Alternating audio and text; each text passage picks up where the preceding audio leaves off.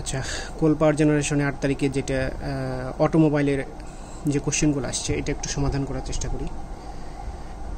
তো 1 নম্বরে যেটা দেখেন, একটা সিলিন্ডারের পিস্টনের ব্যাস দেওয়া আছে, স্ট্রোকের দৈর্ঘ্য দেওয়া আছে, মিন ইফেক্টিভ প্রেশার যেটা সিলিন্ডারের মধ্যে সংঘটিত হয় সেই প্রেশারটা। তো এই মিন ইফেক্টিভ প্রেশার থেকে কিন্তু ইন্ডিকেটেড পাওয়ার বের করতে হয়।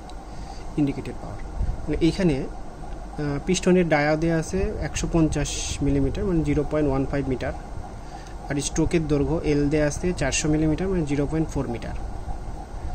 মিন ইফেক্টিভ প্রেশার দেওয়া আছে হচ্ছে 5.5 বার, আর 1 বার সমান হচ্ছে 100 কিলো প্যাসকেল। আমরা কিলো প্যাসকেলে নিলে কিলো ওয়াটে পাবো, এই জন্য সরাসরি কিলো প্যাসকেলে নিলাম। এখন বলছে যে প্রতি মিনিটে 120টি কম্বাসন হয়, তাহলে আরপিএম রেভলিউশন পার মিনিট, যেহেতু প্রতি মিনিটে বলা আছে এই জন্য 120 আরপিএম লিখতে হবে। আর ব্রেক পাওয়ার, আমরা আউটপুটে যে পাওয়ারটা পাচ্ছি বিপি ব্রেক পাওয়ার, এটা হচ্ছে 5 কিলোওয়াট আছে। এখন বলছে ইঞ্জিনটির মেকানিক্যাল দক্ষতা, ইন্ডিকেটেড পাওয়ার কোথায় পাবো? ইন্ডিকেটেড পাওয়ারের সূত্র আমরা জানি হচ্ছে প্লাঙ্ক, PLANK, প্লাঙ্ক বাই 60। এখন এন হচ্ছে অর্ধেক হয় হচ্ছে 4 স্ট্রোক সাইকেলের ক্ষেত্রে, এখানে তো বলা নাই 4 স্ট্রোক বা 2 স্ট্রোক, তাহলে আমরা হচ্ছে এটা 2 স্ট্রোক ধরে নিলাম। তাহলে দেখেন পি এর মান কত দেওয়া আছে 5.5 ইন্টু 100, এল এর মান হচ্ছে 0.4, এ এর মান হচ্ছে 0.7854 ইন্টু ডি স্কোয়ার মানে 0.15 স্কোয়ার, আর এন এর মান হচ্ছে 120। সিলিন্ডারের সংখ্যা দেওয়া নাই, আমরা 1 ধরে নিলাম। এবং এখানে 60 দ্বারা যদি ভাগ করি তাহলে আমরা ইন্ডিকেটেড পাওয়ার পাবো।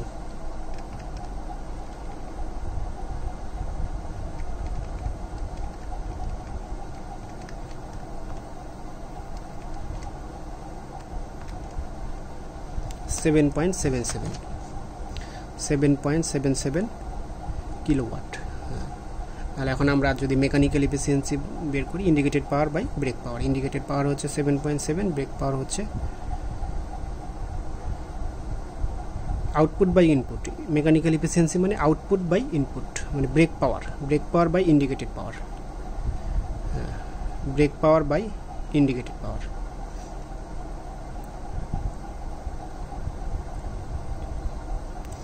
তাহলে ব্রেক পাওয়ার বা ইন্ডিকেটেড পাওয়ার, ব্রেক পাওয়ার তো আমরা হচ্ছে দেয়াই আছে 5 কিলোওয়াট, আর ইন্ডিকেটেড পাওয়ার হচ্ছে 7.7। তাহলে কত আসলো? 5 ভাগ 7.7, 64.3% মেকানিক্যাল এফিসিয়েন্সি।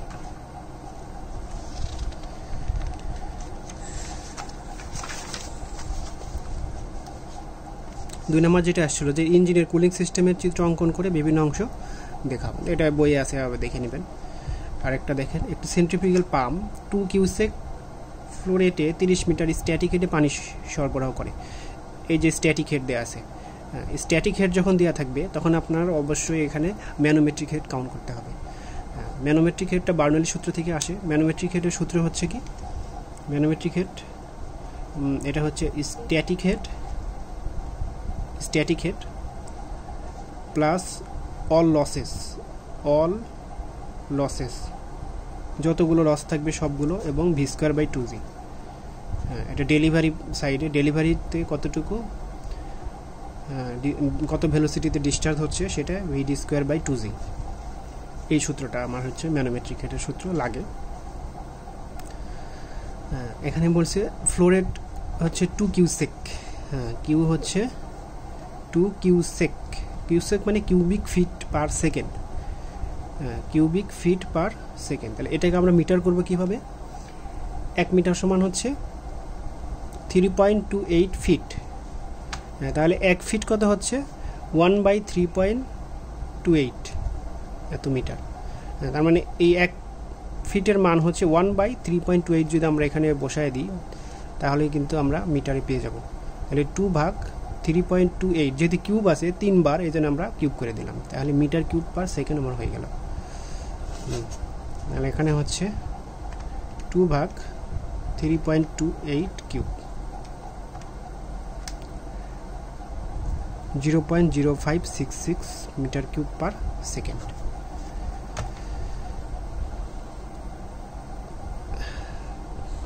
তো এখানে ফ্রিকশন দেওয়া আছে, স্ট্যাটিক হেড দেওয়া আছে, পাইপের ব্যাস দেওয়া আছে, কিন্তু ভেলোসিটি দেওয়া নাই। ভেলোসিটি দেওয়া থাকলে আমরা এখানে বের করতে পারতাম। ভেলোসিটিটা আমার বের করে নিতে হবে, ভি সমান Q/A।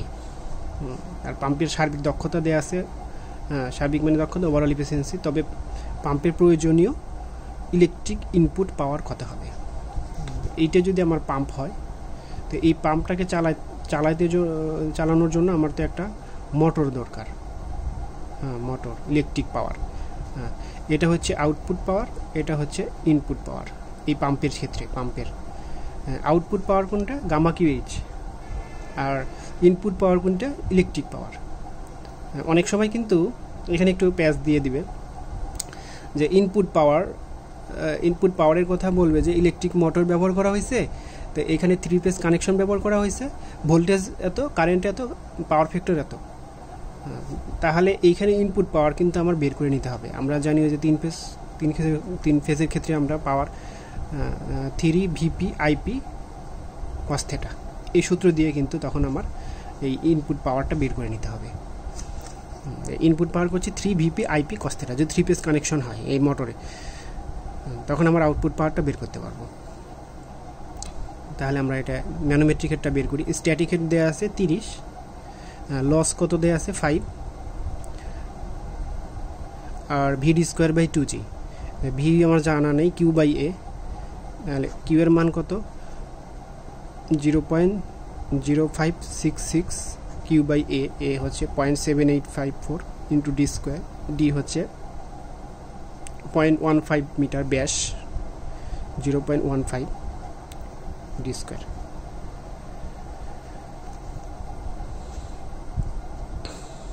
আর এখানে 2G মানে 19.62, তাহলে কত আসলো, 30 + 5 প্লাস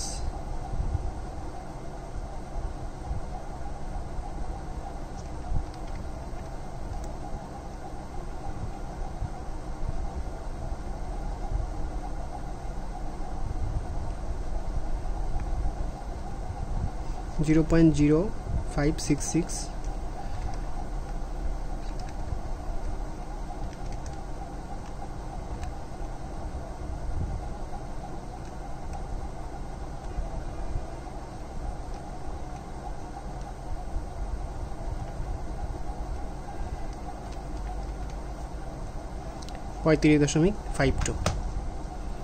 35.52 মিটার। এখন আমরা ওভারঅল এফিসিয়েন্সি যদি লিখি, ওভারঅল এফিসিয়েন্সি হচ্ছে আউটপুট বাই ইনপুট, এই মোটরের ইনপুট। আউটপুট হচ্ছে আমরা গামা QH, আর ইনপুটটা হচ্ছে ইলেকট্রিক পাওয়ার, এর এফিসিয়েন্সি দেওয়া আছে 0.6। গামার মান হচ্ছে, গামা মানে রোজি, তাহলে রোজি বা হচ্ছে 9.8 যদি ধরি তাহলে কিলোওয়াটে পাবো। আর কিউ হচ্ছে 0.0566, আর এইচ হচ্ছে 35.52 ডিভাইডেড বাই ইলেকট্রিক পাওয়ার। তাহলে এখানে আমরা ইলেকট্রিক পাওয়ার কত পেলাম, 9.81 ইন্টু 0.0566 ইন্টু 35.52 ভাগ 0.6, 32.87 কিলোওয়াট। এটা হচ্ছে অ্যান্সার।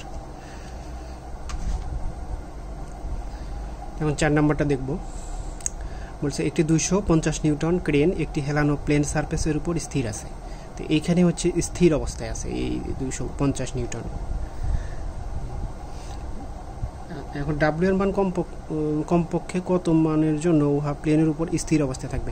এখন ডাব্লিউ এমন একটা লোড আমরা এখানে অ্যাপ্লাই করতে হবে যাতে এই বস্তুটা এখানে স্থির অবস্থায় থাকে। এখানে এই কথাটা কিন্তু গুরুত্বপূর্ণ, স্থির অবস্থায় থাকে। এটা যদি স্থির অবস্থায় থাকে তাহলে দেখেন এখানে যে ফ্রিকশনটা হবে, এই বস্তুটা কোন দিকে নামার চেষ্টা করবে স্থির অবস্থার জন্য, তাহলে আমার ফ্রিকশন কী কাজ করবে, তার উল্টা দিকে। আর যদি আমি এদিকে ধরে টানতাম, বেশি লোড অ্যাপ্লাই করতাম, তাহলে উপরের দিকে যাইতো, তাহলে উপরের দিকে যাইলে আমার ফ্রিকশন হতো নিচের দিকে। এই জন্য এটা একটু ট্রিকি আছে। তো এই যে স্থির থাকবে, হ্যাঁ এই স্থির থাকবে, এই কথাটা ইম্পর্টেন্ট, এই স্থির থাকবে। এইটা যদি আমরা ফ্রি বডি করি, এখানে একটা আছে ডাব্লু, আর এভাবে একটা রিয়াকশন ফোর্স কাজ করবে নিউটন, আর খাড়া নিচের দিকে এর ওয়েটটা কাজ করবে 250 নিউটন।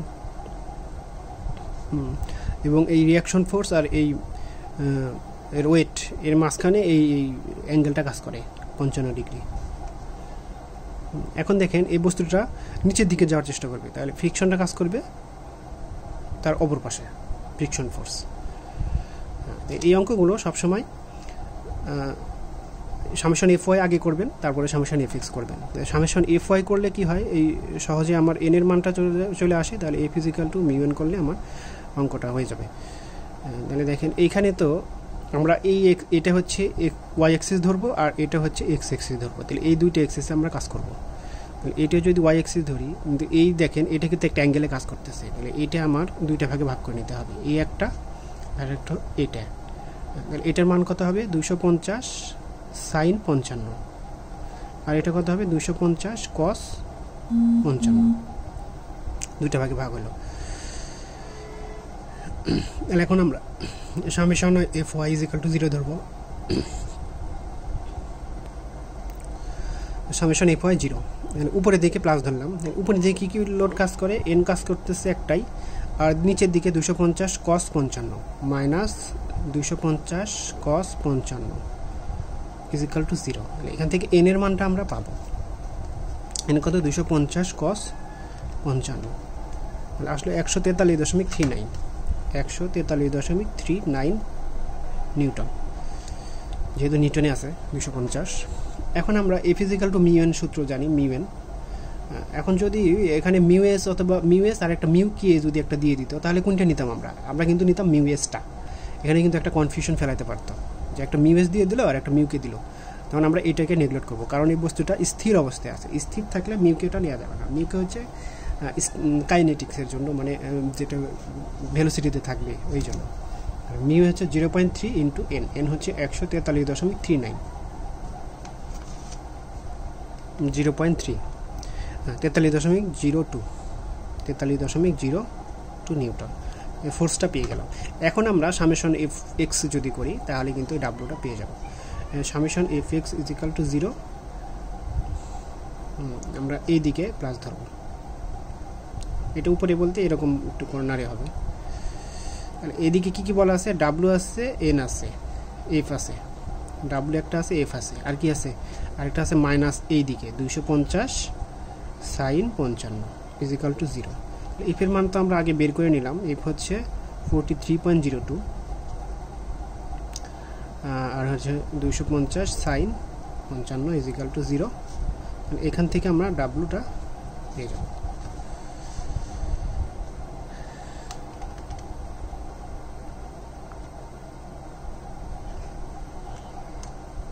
কত আসলো, 161.77, 161.77 নিউটন, এটা হবে অ্যান্সার।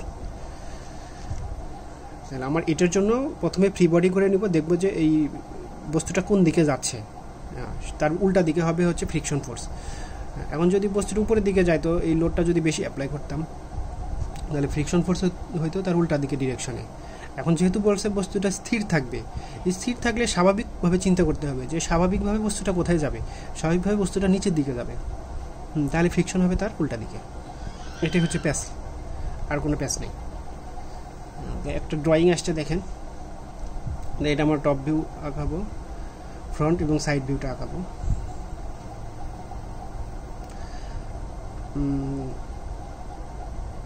এইটা দেখেন, এই ফ্রন্ট ভিউটা যদি আমরা একটু চিন্তা করি, দেখেন এদিক থেকে যদি দেখি, এই যে নিচে একটা পার্ট, এই পার্টটা কিন্তু দেখতে পাবো।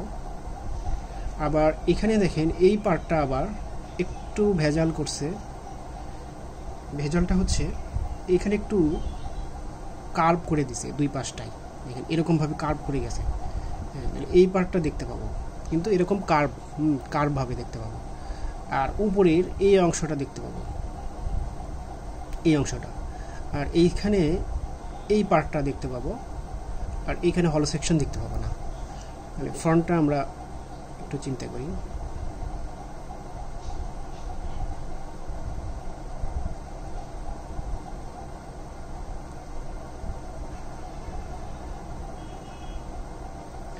এই পার্টটা দেখতে পাচ্ছি, এই পার্টটা আঁকালাম।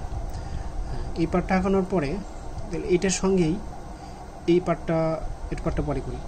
তাহলে এইখানে দেখেন একটু কার্ভের মানে একটু ঢালু করে দিয়েছে এই অংশটা। এই অংশটা আমার এরকমভাবে যাবে, দুই পাশ থেকে এরকমভাবে ঢালু করে দিয়েছে।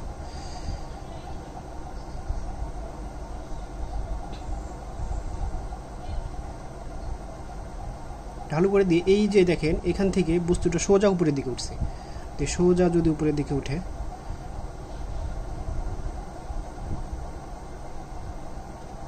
তাহলে সোজা উপরে এসে এইখানে এসে শেষ হয়েছে এবং এইটা কার্ভ করে এখানে চলে গেছে। দেখেন একটু ভালো দিক করে দেখেন, আবার বলি যে এই যে নিচের এই অংশটা প্রথমে আঁকাইছে, এটা হচ্ছে এই পার্টটা। তারপরে এই পার্টটা আঁকাইছি, এই পার্টটা দেখেন এই পার্ট থেকে একটু ঢালু উপর খাড়া অবস্থায় আছে।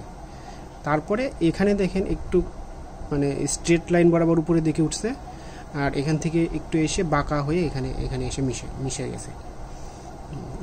এইখানে যদি আমরা একটু চিন্তা করি, তাহলে এইখানে একটা সেকশন দেখতে পাবো, এখান থেকে এতটুকু এখানে দেখতে পাচ্ছি এতটুকু, আর এখানে একটা হলো সেকশন আছে। এই হলো সেকশনের জন্য আমার সিলিন্ডারের যেহেতু একটা সেন্টার লাইন দেবো, তারপরে ডটের দিয়ে দেখাই দেবো এরকম। আর এটা যদি আমরা এদিক থেকে দেখি, এই লেফট সাইড থেকে, তো লেফট সাইড থেকে দেখলে আমরা এই অংশটা দেখতে পাবো। এখানে দেখতে পাচ্ছি না, এটা হলো সেকশনটা। আর এইখানে একটা পার্ট দেখতে পাবো, এইখানে একটা দেখতে পাবো, এইখানে একটা দেখতে পাবো। নিচের এই পার্টটা আগে তৈরি করে নিই।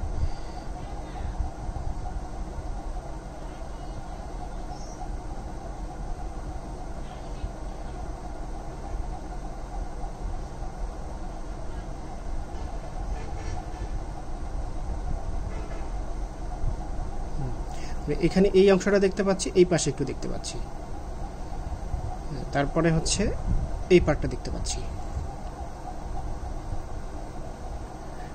তারপরে এখানে একটা কার্ভের মধ্যে একটু ঢালু হয়ে গেছে। এটা কোথা থেকে?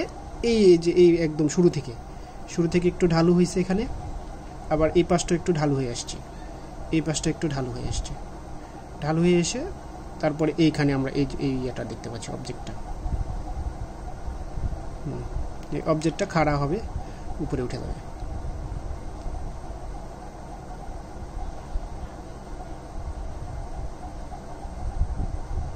স্যার এখানে একটু ভুল হলো, এখানে এরকম হবে।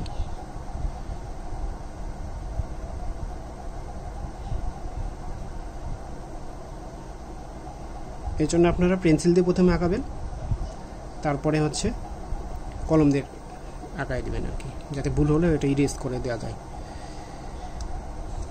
এখন টপ ভিউটা যদি দেখি, টপ ভিউতে দেখেন এই যে উপরের এই অংশটা দেখতে পাবো, উপরের এই অংশটা, আর এই দুই পাশের এই অংশটা। এখানে আবার একটা খাড়া একটা অংশ আছে। প্রথমে আমরা এই ছোট্ট এই অংশটা দেখি,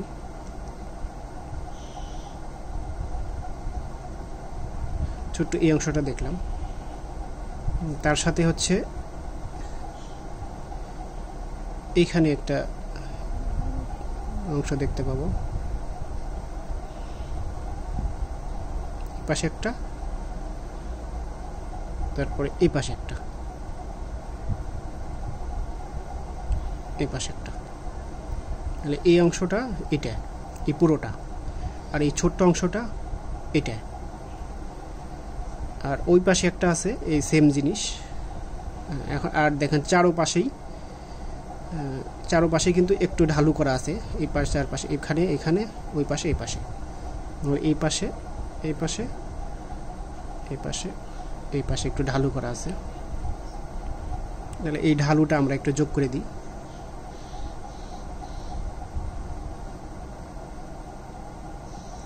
এরকম। তারপরে এইখানে একটা বস্তুটা দেখতে পাচ্ছি, এইটা হচ্ছে আমরা এইভাবে দিতে হবে। ড্রয়িংটা একটু ক্রিটিক্যাল আছে, একটু মনোযোগ দিয়ে না করলে ভুল হয়ে যাবে। এইটা হচ্ছে টপ ভিউ, এটা হচ্ছে ফ্রন্ট ভিউ, আর এটা হচ্ছে লেফট হ্যান্ড সাইড ভিউ। তাহলে এগুলো একটু দেখার চেষ্টা করবেন, আশা করি অনেক কিছু বুঝতে পারবেন, শিখতে পারবেন। সুস্থ থাকবেন, ভালো থাকবেন। আসসালামু আলাইকুম।